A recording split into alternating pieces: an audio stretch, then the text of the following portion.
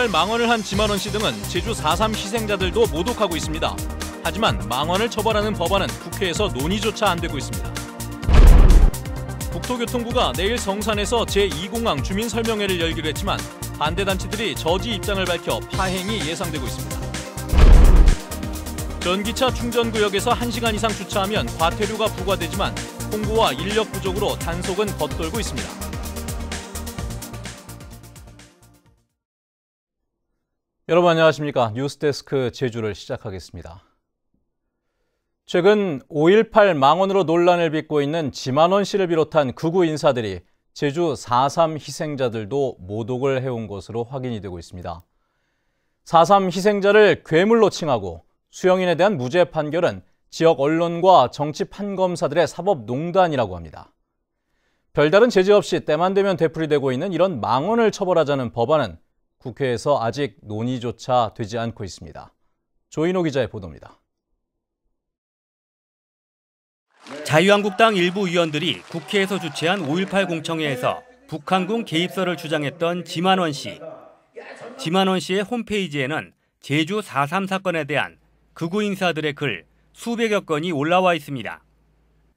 성명서를 통해 5.18 유공자와 4.3 희생자, 독립 유공자가 대한민국 3대 괴물이라고 주장하는가 하면 4.3 수영인에 대한 무죄 판결은 지역 여론과 정치 판검사들이 짜고 친 고스톱이라며 역사의 법정에서는 유죄라는 글도 있습니다.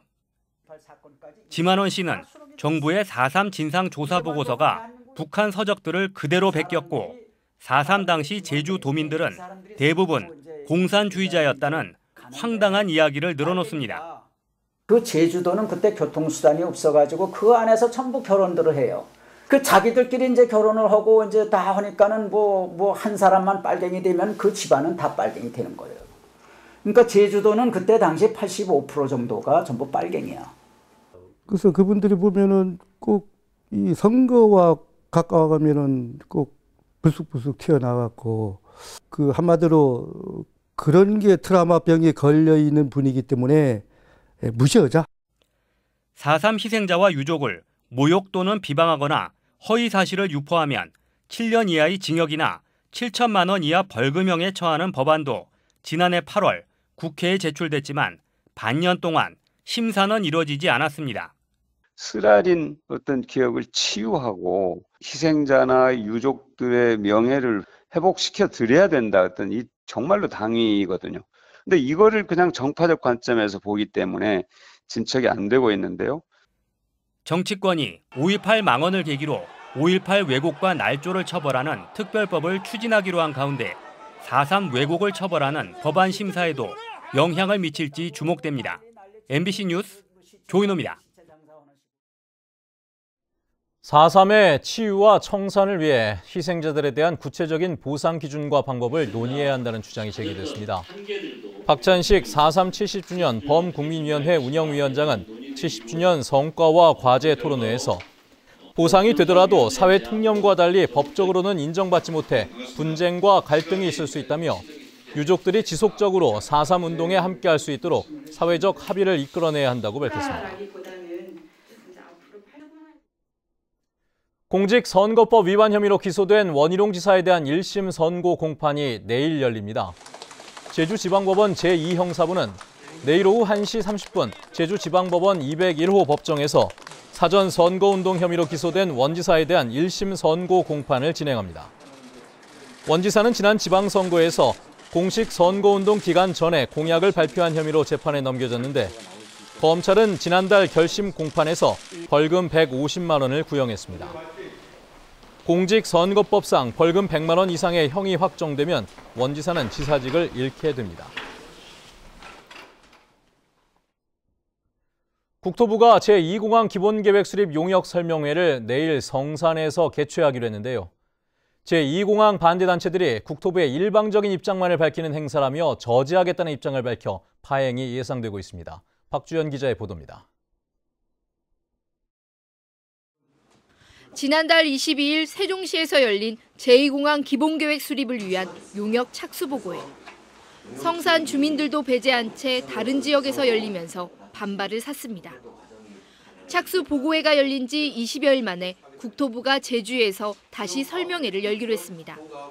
제2공항이 추진되는 성산읍 지역에서 국토부 권용복 항공정책실장 등이 참석해 제2공항 입지 선정 타당성 재조사 결과와 기본계획 수립 용역 방향을 설명할 계획입니다. 제2공항 반대단체들은 반발하고 나섰습니다.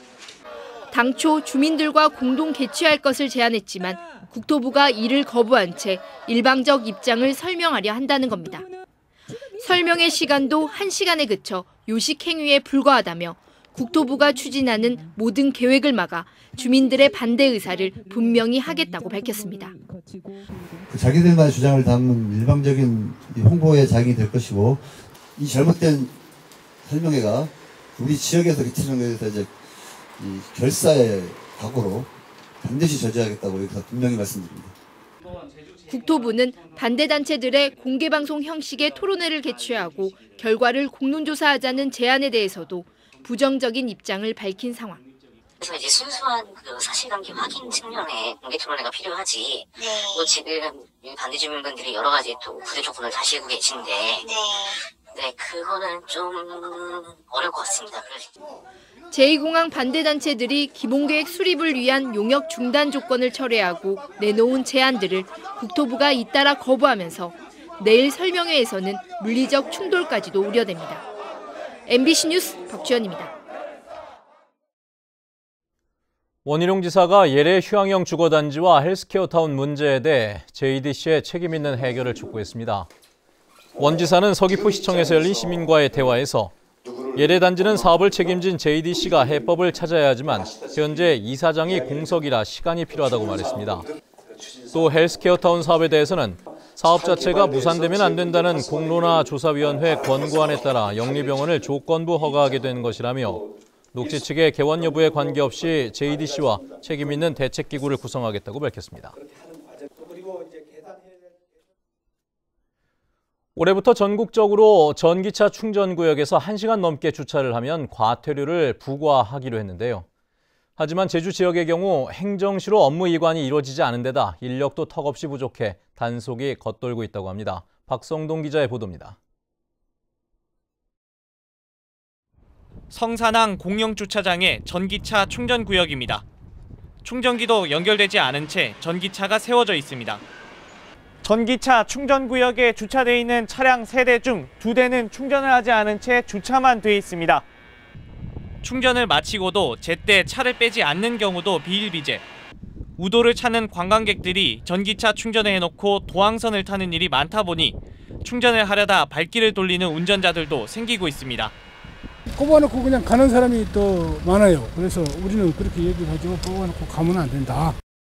올해부터 전기차 보급 촉진에 관한 법률이 개정되면서 전기차 충전구역에 물건을 쌓아두거나 급속 충전구역에 1시간 넘게 차량을 세워두면 과태료 10만 원이 부과됩니다. 제주도도 새해 들어 본격적인 단속을 시작한다고 밝혔지만 과태료 부과 실적은 한 건도 없습니다. 단속 업무를 행정시로 이관해야 하지만 아직 이관 절차가 마무리되지 않은 데다 단속 전담 인원도 1명밖에 없기 때문입니다. 지금 승인이 되면요, 이제 행정시로 업무를 좀 이관해서 도와하고 2개 행정시 같이 이제 단속할 계획입니다. 단속 대상이 주차 대수 100면 이상 대규모 주차장만 해당되는 것도 문제입니다. 충전기가 있는 도내 주차장 1,400여 곳 가운데 10%에 그치기 때문입니다. 올해 전기차 6천여 대가 새로 보급되면 도내에 운행되는 전기차는 2만여 대. 보급에 열을 올리는 것만큼 충전 인프라를 제대로 운영하기 위한 실효성 있는 단속 기준과 인력 확보가 시급해 보입니다. MBC 뉴스 박성동입니다. 오늘 새벽 5시쯤 서귀포시 남동쪽 383km 해상에서 조업 중이던 서귀포 선적 29톤급 근해 연승어선 A호가 높은 파도에 전복됐습니다. 승선원 9명은 인근에서 조업 중이던 어선에 의해 모두 구조됐지만 선장 53살 박모 씨가 의식을 잃어 제주 시내 병원으로 옮겨졌지만 숨졌습니다.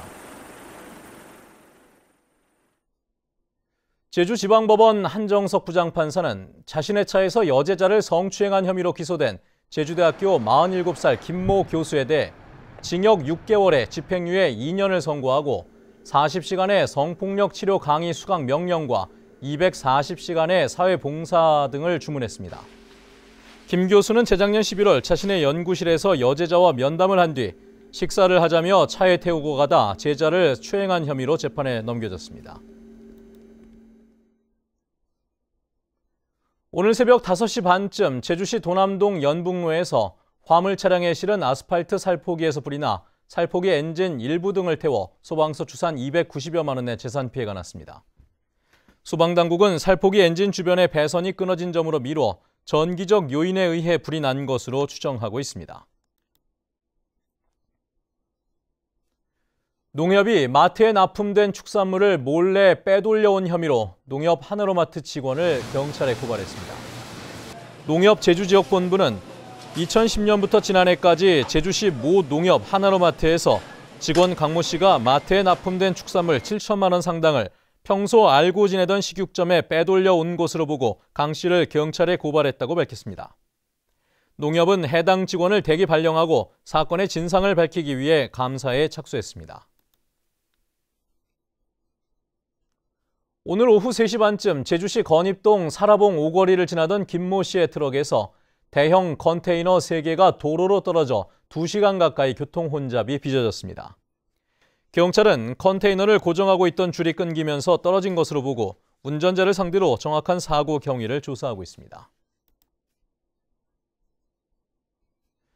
전국 보건의료노조가 문재인 정부에 보내는 제주 영리병원 관련 4대 공개 질의서를 채택하고 오는 18일까지 성실한 답변을 줄 것을 촉구했습니다. 보건노조는 질의서를 통해 녹지국제병원 사업계획서를 전면 재검토해 바로잡을 의향이 없는지와 녹지병원 개원일 이전에 사업계획서를 공개하고 녹지병원을 공공병원으로 전환하기 위한 정책협의에 나설 것 등에 대한 답변을 요구했습니다. 제주도 교육청이 전국에서 처음으로 학교폭력 사안 처리 지원관을 운영합니다.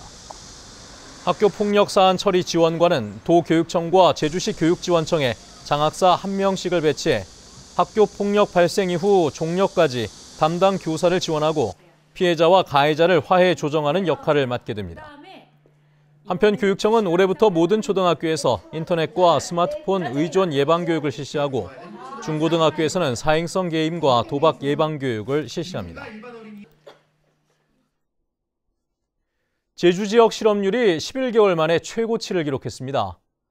호남지방통계청 제주사무소에 따르면 지난달 제주 지역 실업률은 2.8%로 1년 전보다 0.8%포인트 올라 지난 2월에 3.4%를 기록한 이후 11개월 만에 가장 높았습니다. 뉴스데스크 제주였습니다. 여러분 고맙습니다.